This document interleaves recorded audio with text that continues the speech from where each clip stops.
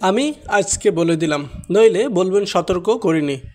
জাতীয় শহীদ সেনা দিবস উপলক্ষে মহাখালীর রাওয়া ক্লাবে আয়োজিত অনুষ্ঠানে সেনাবাহিনী প্রধান জেনারেল ওয়াকারুজ্জামান বলেন, আগামী ডিসেম্বরের মধ্যে নির্বাচনের প্রত্যাশা জানিয়ে মারামারি, কাটাকাটি আর কাদা ছড়াছড়ি বন্ধ করার জন্য সব পক্ষের প্রতি আহ্বান জানিয়েছেন সেনাবাহিনীর প্রধান জেনারেল ওয়াকারুজ্জামান।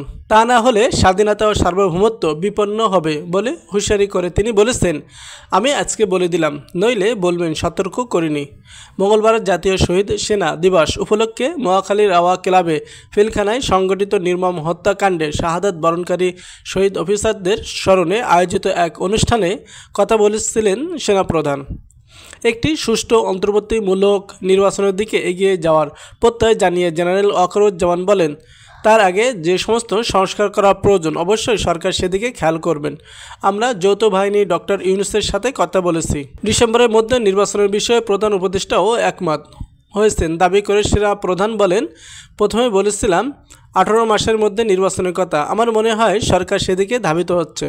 ডক্টর ইউনূস যথাসাধ্য চেষ্টা করে যাচ্ছেন, দেশটাকে ইউনাইটেড রাখতে কাজ করে যাচ্ছেন।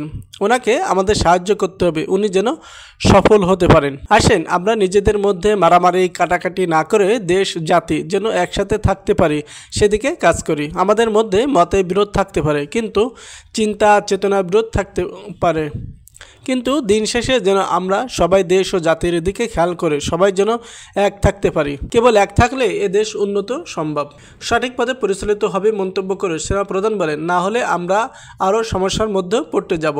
আমরা ওইদিকে যেতে চাই না। আমি আপনাদের সতর্ক করে দিচ্ছি, পরে বলবেন সতর্ক করিনি। আপনারা যদি নিজেদের মধ্যে ভেদাভেদ ভুলে একসাথে কাজ করতে না পারেন, নিজেরা যদি কাদা ছড়াছড়ি করেন, মারামারি কাটাকাটি করেন, দেশ ও জাতির স্বাধীনতা ও সার্বভৌমত্ব বিপন্ন হবে। জেনারেল ওয়াকারুজ্জামান বলেন, আমি আপনাদেরকে সতর্ক করে দিচ্ছি, এদেশ আমাদের সবার। আমরা সবাই সুখে শান্তিতে থাকতে চাই।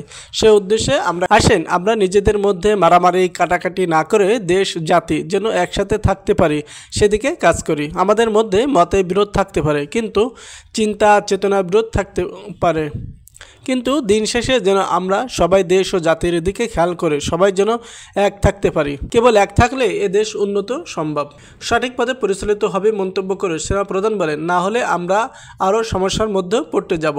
আমরা ওইদিকে যেতে চাই না। আমি আপনাদের সতর্ক করে দিচ্ছি, পরে বলবেন সতর্ক করিনি।